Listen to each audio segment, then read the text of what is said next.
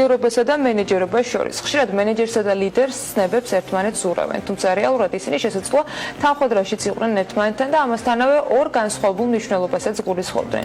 სხვაობის და მსგავსების უკვე წარმოსაჩინად კი მგონია ჩვენი სტუმრები წარვადგინა. გუგა კობახიძე IBF-ის დამფუძნებელი და თიკა როხაძე ACT-ის დამფუძნებელი და ამავე დროს კოუჩი არიან ჩვენთან ერთად სტუდიაში. მოგესალმებით, მადლობა მეს რომ მიდიხართ ჩვენთან და ცოტა გლობალური კითხვით, მაგრამ ყველაზე მნიშვნელოვანი დავიწყებ, რა არის კარგი მენეჯერი? ვინ არის კარგი მენეჯერი? კარგი მენეჯერი, ვფიქრობ, დასახული მიზნის მიღწევაში ეხმარება თავის გუნდს.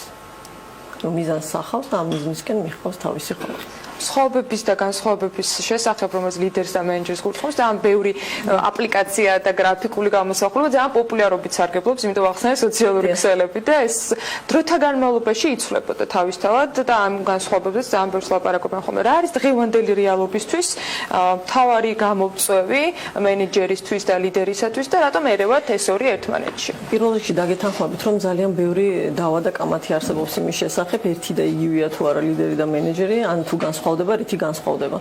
მე ხა ჭეშმარიტებაზე სასაუბროდ არ მოსულ ვარ, მოვედი იმისთვის, რომ ჩემი მოსაზრება გითხრათ ამის შესახებ. მე ვფიქრობ, რომ ლიდერი ეს არის ადამიანი, რომელსაც აქვს იდეა, რაღაცა რწმენა თუ გნებავთ და ამ იდეის გარშემო აერთიანებს ადამიანს და შეუძლია რომ გააერთიანოს.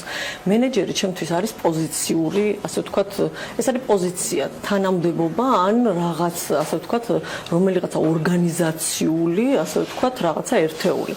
მენეჯერი შეიძლება იყოს ლიდერი ან არ იყოს ლიდერი. ჩემს წარმოდგენაში კარგი მენეჯერს აუცილებლად აქვს ლიდერის ნიშნები.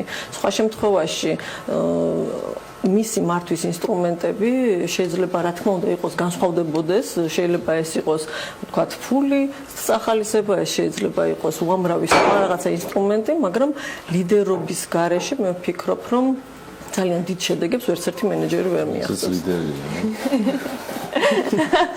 გუგა დილავშიდობის მოგესალმებით. თიკისაც თუ მოკარი გუში თვალი. ამ შესაძლებლად გამოტოვებდა. ქალების ნარატივის. რა თქმა უნდა მოკარი თვალი და ნახე კიდევაც ის სიუჟეტი რომელიც Facebook-ზე დადეთ. დავაღიარო.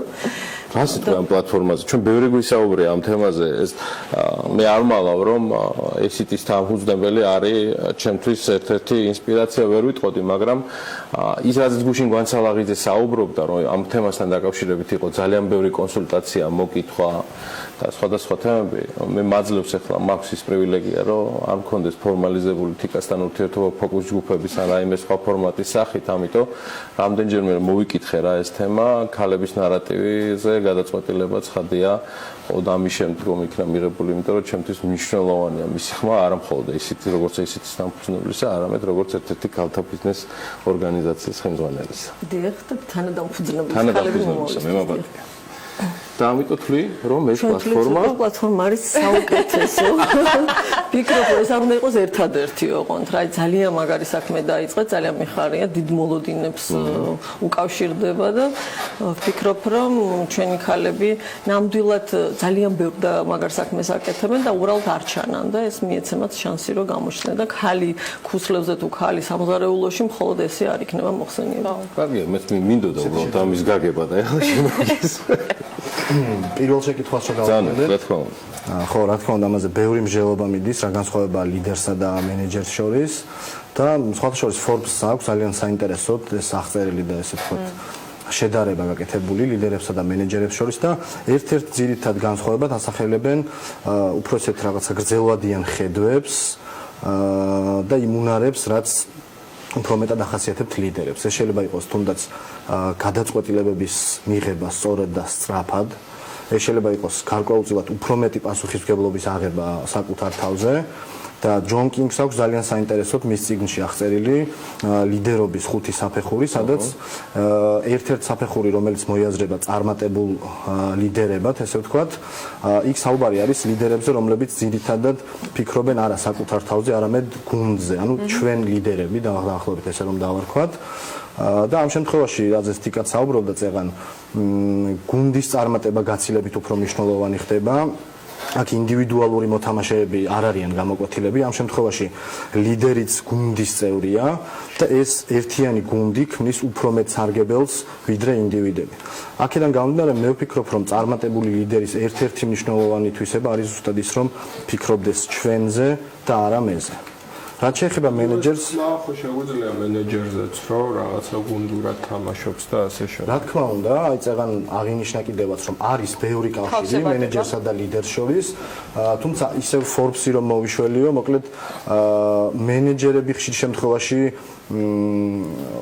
რაღაც გარკვეულწილად აღმსრულებლები არიან, თუმცა რა თქმა უნდა მანთაც გააჩნია ძალიან სწორი ხედვები, გრძელვადაში გეგმები და ასე შემდეგ, მაგრამ მოკლედ აი ეს თვისებები ხშირ შემთხვევაში გამოარჩევს ლიდერსა და მენეჯერს.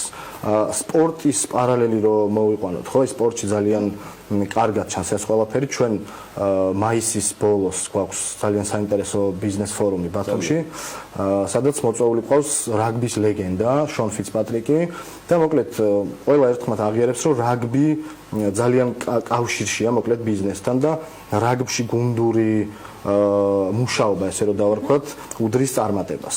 და შონი ზუსტად ამაზე ისაუბრებს, რამდენად დიდი მნიშვნელობა აქვს ლიდერს გუნდურ წარმატებაში. აქედან გამომდინარე ვფიქრობ, რომ ეს მოკლედ ესეთი ცალსახად მნიშვნელოვანი თვისებაა. რადგან თავში კოლინაც ხო ჩამოდის? კოლინაც ჩამოდის და გუშინ ქონდა დაბადების დღე სხვათა შორის.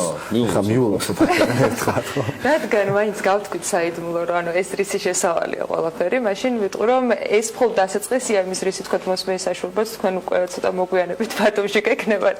და გამოვიყენებ ამ შანსს და კიდევ დავსვამ კითხვას, რომელიც ამ ლიდერობასთან დაკავშირებით ხშირად გამხდარა დისკუსიის თემა.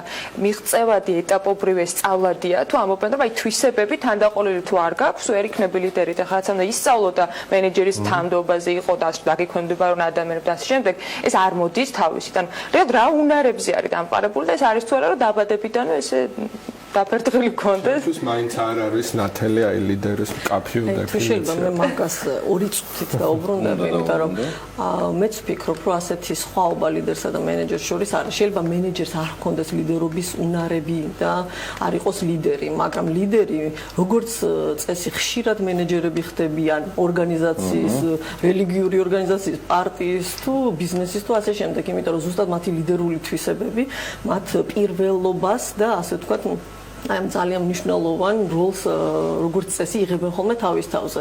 აქედან გამომდინარე, ამიტომ არის ხოლმე ამდენი კითხვა, როგორ მენეჯერია თუ ლიდერია. მე ვფიქრობ, რომ ძალიან მცდარია წარმოქმნა, რომ მენეჯერს არ უნდა ჰქონდეს ლიდერობის და ეს ორი სხვადასხვა ფუნქცია არის ორგანიზაციაში. მეცად გეტყვით, მე ჩემს ორგანიზაციაში ლიდერშიპის განვითარებას ყველა დონეზე ვცდილობ, იმიტომ რომ რაც უფრო იზრდება ორგანიზაცია, შეუძლებელია ერთმა ლიდერმა ჩაიტანოს ეს იდეა ბოლომდე და აიყოლიოს ამდენი ადამიანი. შესაბამისად, ყველა რგოლში მენეჯერს ლიდერშიპის უნდა გარკვეული დონე ჰქონდეს. რაც შეეხება თქვენს კითხვას, არის თუ არა სწავლებად, მე ვიტყოდი სწავლებადი არა, განვითარებადია. ყველა არსებობენ natural born leaders, რასაც ქვია, ასე ვთქვათ, ბუნებრივად დაბადებული ლიდერები, ბავშვებსაც რო ეტყობათ, რომ გამორჩეულები არიან, აი დაძმა შორისაც რო პირველია, მაგრამ არსებობენ ადამიანები, ეს ძალიან დიდ კავშირში არის პიროვნულ განვითარებასთან. მე ყველა არ გავხდი კოუჩი, იმიტომ რომ ვფიქრობ, რომ ეს მართლაც ის ინსტრუმენტებია, პიროვნული განვითარება არის ის, რაც ადამიანებს აძლევს საშუალებას თვითონ ისე გაიზარდოს პიროვნულად, რომ სხვები წამოიყოლოს. ეს არის ჩემი ხედვა. ხო, მეც ორ სიტყვას დავუწყებ. ესე იგი ვიზიარებთ იკას მოსაზრებებს, რადგან ანუ მე მგონია რომ არსებობს ყველა ადამიანში გარკვეული დოზით ეს თვისებები და თუ ამას ხელს შეუწყობ და თუ შენ გექნება სურვილი რომ განავითაროს შენს თავში ლიდერული უნარ-ჩვევები და გახდე ნამდვილად ლიდერი, ეს გარკვეულწილად შესაძლებელია. ამის ერთ-ერთი საუკეთესო საშუალება არის კოუჩინგი. ჩვენ ისე მეც შორის განათლების სამინისტროს მიერ უკვე სასწავლო საგნის ფორმას იღებს და აღიარებული არის, რომ სასურველ თუ კი სურვილ შეგეს, ანუ განათლების მიღმა იდგა აქამდე რატომღაც მსგავსი მეთოდოლოგია. დღეს შეგვიძლია რომ ამას დავარქვათ, რომ აი თუნდაც უმაღლეს სასწავლებელში ერთ-ერთი საგნის არჩევის შემთხვევაში, კოუჩინგის გულისხმობ ამ შემთხვევაში შესაძლებელია თუნდაც იგივე მენეჯერების, მომავალი მენეჯერებისთვის ეს იყოს ძალიან კარგი სასწავლო, თქვათ, სტრუქტურის ნაწილი. მე ვფიქრობ, რომ კი ჩვენს რეალობაში მოკლედ კოუჩინგი ესე მეტნაკლებად ახალი ხილია, მოდი ესე დავარქვათ, თუმცა ეს უკვე ძალიან დიდი ხანია არსებობს, დაახლოებით 10 წლეულებია, ჩვენთვის ჩვენი ერთ-ერთი სპიკერი მარშალ გოლდსმიტი, მოკლედ 80-იანი წლებიდან დაკავებულია ქოუჩინგით და ზუსტად ლიდერების ქოუჩია იგი და მსოფლიოში ძალიან მსხვილი კორპორაციების მართველი რგოლის ან წარმომადგენლებს უწევს კონსულტირებას და ასწავლის თუ როგორ უნდა გახდნენ ისინი უკეთესი ლიდერები. ამიტომ თუ ჩვენს დღევანდელ რეალობაში ეს გამოყენებული იქნება სასწავლო პროცესებში და ამ მეთოდოლოგიას დანერგავენ, მე ვფიქრობ, რომ ეს ძალიან კარგი იქნება, რადგან ეს ერთ-ერთი უნიკალური შესაძლებლობაა. აი ხშირად ვინტერესად მე თქვენ მოაწყოთ ბრაიან ტრეისის სტუმრობაც, ანუ ესეთი უკვე ძალიან ხმაურიანი სახელები ჩამოყავთ, ვატრენინგებთ ქართული კომპანიების საშუალო რგოლის და ტოპ მენეჯმენტს. რამე გაზომვადი შედეგები ამას აქვს, ანუ ეფექტურია. ხშირად ახლა მე უფრო აი ზუსტი და საბუნების მეტყველო მეცნიერების მოყვარულები მოგეხსენება სკეპტიკურები არიან ასეთი ახალი დარგების მიმართ. რა შეგვიძლია მათ უთხრათ? გაზომვადია ცალსახად იგივე ტრეისის ღონისძიება რომ ავიღოთ, ამ ღონისძიების შემდეგ დამსწრეთა გარკვეული რაოდენობა, პირადად მე ვიცნობ და მაქვს ურთიერთობა, არიან ადამიანები, რომლებმაც რადიკალურად შეცვალეს ცხოვრება, იყვნენ კორპორატიულ სამყაროში დასაქმებულები, დაიწყეს საკუთარი ბიზნესი. მე ვფიქრობ, რომ ეს უკვე წარმატებული სვა არის და ეს უკვე არის ის საზომი, რითიც შეგვიძლია ვთქვათ, რომ ესეთი ღონისძიების შედეგის მომცემია. თუმცა უფრო მასშტაბური სტატისტიკა რომ მოვიშველიოთ, ჩვენს Facebook გვერდზე გვქონდა გამოქვეყნებული ამაზე ინფორმაცია. ესეთი სტატისტიკა არსებობს, რომ მსგავს ღონისძიებაზე ჩართული ადამიანები, როდესაც ბრუნდებიან უკან თავის სამუშაო გარემოში, 63%-ით უფრო ნაყოფიერები არიან, ვიდრე სხვა დანარჩენები. შესაბამისად, მოკლედ, ეს ორი არგუმენტი იმას ცხადყოფს, რომ ენთუზიასტია და მაგას ხო არ უკავშირდება რიცხვებით. იცით რა არის? არც ხატყობს, იმიტომ რომ ხშირ შემთხვევაში ესეთ ღონისძიებებზე წარმოდგენილები არიან ადამიანები, ვისაც აქვთ სურვილი და პირადად შეიძინეს ბილეთი ასე შემდეგ და ასევე ხშირია, როდესაც კორპორატიულად ხდება, ორგანიზაცია უშვებს გარკვეულ თანამშრომლებს. და ხშირად ეს ბიძგს აძლევს ისეთ თანამშრომლებს, რომელიც შეიძლება არ არის თლად მოტივირებული და თლად ესეთი თვითგანვითარებაზე ორიენტირებული, მაგრამ ეს გარემო და ის ადამიანები, რომლებიც თელს სოფლიოში მოკლედ ძალიან წარმატებულ ხალხს ეხმარებიან კიდევ უფრო მეტ წარმატებაში, აძლევენ ინსპირაციას, რომ გახდნენ სადღაც მივიდნენ უკეთეს წერტილში მოკლედ. სანამ სტუმრობ ბოდიშკირკი სანამ ჩამოთვლაზე გადავიდა ტექნიკურ ნაწილზე, რომელიც დაგეგმილ ღონისძიებასთან დაკავშირდება, მინდა საქართველოს რეალობასთან დაკავშირებითაც დავსვეკითხო და შემდეგ უკვე გადავალ იმისთვის, რომ სწორედ ქართული რეალობიდან რა საერთაშორისო პრაქტიკის მიღება შეგვიძლია. საქართველოში დღეს არის თუ არა სხვაობა ლიდერსა და მენეჯერს შორის, მათ შორის საერთაშორისო პრაქტიკიდან ჩვენთან რამე განსხვავებული ხდება? საერთოდ არ მისმის კითხვა ლიდერის და მენეჯერის შორის როგორ შეიძლება იყოს განსხვავება საქართველოში ან სხვა ქვეყნებში. მე ვფიქრობ, რომ მე მგონი ცუდ მენეჯერს ეძახიან მენეჯერს და კარგ მენეჯერს ლიდერს. კარგი მენეჯერი ლიდერის უნარების გარეშე მე ვერ წარმომიდგენია, იმიტომ რომ მენეჯერი რას ნიშნავს? თუ ეს არ არის პროექტის მენეჯერი, ეს არის ადამიანების გუნდს რაღაცა მიზნის შესრულებისკენ, აღსრულებისკენ მობილიზებას უკეთებს, მხარდაჭერას აკეთებს მათსას და მიზნებს აღწევს. როგორ შეიძლება ლიდერობის უნარების გარეშე რომელიმე მენეჯერმა ეს მოახერხოს? თუ მაშინ არ აქვს მართლა შოლტი და რაღაცა, ანუ ფულით სახალის. ქალების ნარატივისკენ წავალ მაშინ კიდევ ერთხელ, ანუ ამ შემთხვევაში არის ქესთან ბალანს შორის რაიმე განსაკუთრებული მონაცემების ამაზე ცალკე იმდეს ვილაპარაკებ ქალების ლიდერობაზე, მე ვფიქრობ, რომ ქალებისთვის საუკეთესო დრო დადგა იმ თვალსაზრისით, რომ აი ამ ტექნოლოგიურმა განვითარებამ, ამ ყველაფერმა რაც ხდება ჩვენს გარეშე ამ ცვლილებებმა უზარმაზარი შესაძლებლობები გაუჩინეს ქალებს, რაც შეიძლება მანამდე არ ჰქონდათ.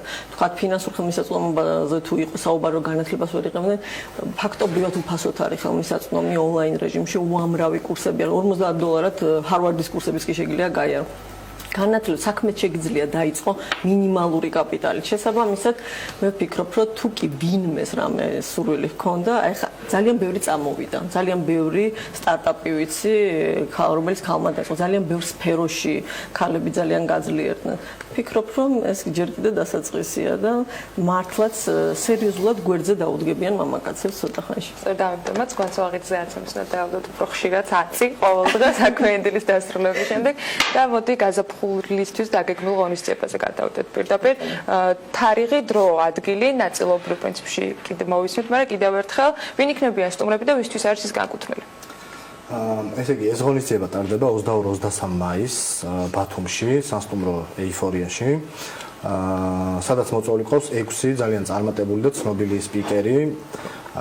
მათ შორის ერთ-ერთი არის პიერ ლუიჯი კოლინა, ყველასთვის კარგად ცნობილი და აქ ხშირად ჩდება ხოლმე კითხვა, რომ კი ვიცით ყველა კოლინა, მაგრამ რა შუაშია ესეთ ტიპის ღონისძიებასთან, ხო და მინდა რომ კარგად განმარტო. კოლინა გარდა იმისა, რომ იყო არბიტრი, მოკლედ აღიარებულია როგორც ერთ-ერთი ყველაზე სამართლიანი არბიტრი, ის არის რამოდენიმე წიგნის ავტორი და მათ შორის ერთ-ერთი საინტერესო წიგნი არის გადაწყვეტილებების მიღებაზე, რაც მგონია რომ მოკლედ ლიდერებსაც და მენეჯერებს ძალიან ჭირდება. დღევანდელ რეალობაშიც ჭირდებოდა აქამდეც და მომავალშიც. ამიტომ აი ამ შუაშია მოკლედ კოლინა და ამიტომ ყავს მოწვეული. კოუჩია პირდაპირ გაგებით თან. ფიგურატიული და პირდაპირ გაგებით ორეთ. ყავს ასევე მარშალ გოლდსმიტი, რომელიც სოფლიოში აღიარებულია როგორც ერთ-ერთი საუკეთესო კოუჩი, ნომერ პირველი ლიდერშიპის კოუჩი, როგორც ვახსენეთ წეგან დაახლოებით რამოდენიმე 10 წლეულია, რაც ამ საქმიანობით არის დაკავებული და ერთ-ერთი ყველაზე საინტერესო кейსი, როდესაც მარშალის მოწვევა გადავწყვეტეთ, იყო მაგალითისთვის შეერთებული შტატების არმიის გენერლებს, მოკლედ მარშალი ეხმარება, რომ იყვნენ უკეთესი ლიდერები. აქედან გამომდინარე, მე ვფიქრობ, რომ ღირს ამ ადამიანის მოსმენა ცალსახად. ყავს კევინ გასკელი, რომელიც ასევე ძალიან საინტერესო პიროვნებაა. ის გარკვეული პერიოდებში მართავდა იყო CEO Porsche-ს, Lamborghini-ს და კევინს ახასიათებს ძალიან ისეთი თვისება, მოკლედ კრიზისულ პერიოდში ეძახიან ხშირ შემთხვევაში კევინს და სწორედ მისი ლიდერული თვისებებით მას გუნდის დანარჩენი წევრები მიყვებიან და ახერხებენ კრიზისიდან კომპანიების სამოწევას და Porsche-ს ჰქონდა 90-იან წლებში ესეთი კრიზისი და სწორედ მოკლედ ეს იქნება ერთ-ერთი თემა, რაზეც ის ისაუბრებს. ყავს ჯონ კინგი, რომელიც მე ვახსენე და არის ძალიან საინტერესო წიგნის თანაავტორი, სადაც ლიდერშიპის 5 დონეა განხილული. შონ ფიცპატრიკი, რომელზეც ასევე ვისაუბრე, ის იყო რაგბის ლეგენდა და რაგბის მოყვარულები დამეთანხმებიან, რომ რაგბი ცალსახად გუნდური სპორტია და აქ ესე შეიძლება წარმატების მიღწევა. და ყავს დანანჯაია ჰეტიარაჩი, მოკლედ ამ სახელის და გვარის დამახსოვრება რთულია უკვე. დანანჯაია არის public speaking-ის მსოფლიო ჩემპიონი, ადამიანური რესურსების მართვის გურუ, ესე ვთქვათ. ძალიან გამოსტილი ადამიანი, უმუშავია ბევრ საერთაშორისო ორგანიზაციასთან. აქედან გამომდინარე ეს 6-ეული არის, მოკლედ ესე შეკრული, რომლებიც ძალიან საინტერესო თემებზე ისაუბრებენ ამ 2 დღის განმავლობაში. კითხვა იყო ასევე, რომ ვისთვის არის ეს ღონისძიება? ამ ღონისძიებაზე ჩვენ ველოდებით ადამიანებს, რომლებსაც აქვთ სურვილი, რომ იყვნენ უკეთესი ლიდერები, აქვთ სურვილი, რომ გაიფართოვონ კონტაქტები, უკეთესი მათი ბიზნესის განვითარებისთვის ქონდეთ უკეთესი კონტაქტები და ამისთვის ძალიან საინტერესო პლატფორმა გვაქვს დანერგილი, რომელიც ერთ-ერთი ესეთი სოფლიოში წარმატებული ღონისძიებიდან წამოვიღეთ, ოღონდ რა თქმა უნდა ეს არ მოგვიპარავს ისე ოფიციალურად წამოვიღეთ ეს ყველაფერი, რაც გაცილებით უფრო შედეგიანია ვიდრე სტანდარტული ნეტვორკინგი ჩვეულებრივ ბიზნეს ღონისძიებებზე. ველოდებით მაღალი რგოლის მენეჯერებს, ველოდებით ბიზნესის ფლობელებს, ველოდებით საშუალო რგოლის მენეჯერებსაც, ენტერპრენერებსაც, სტარტაპებსაც, ასე რომ ეს ღონისძიება ცოტა ესე ფართო მასშტაბით რო შევხედოთ არის ყველასთვის, ვისაც უნდა იყოს უკეთესი ლიდერი, გახდეს უფრო წარმატებული და მოკლედ შეძლოს საკუთარი ბიზნესის განვითარება. დიდი მადლობა უგო კობახიძეს, IBF-ის დამფუძნებელს და თიკა რუხაძეს სტუმრობისთვის. მე დავაანონსებიდეს და არათუ ეს ღონისძიება, არამედ ჩვენ რესპონდენტები საკმაოდ ხშირად იქნებიან ჩვენი ბიზნეს გადაცემების სხვადასხვა ფორმატის წარმოდგენილნი, მე მოვაპატიეთ. ეხლა კი მოდი გავიდეთ რეკლამაზე, ვიდრე მე გავაცილებ შოთასთან და ანასთან ერთად ჩვენს რესპონდენტებს. მალე დაგიბრუნდებით.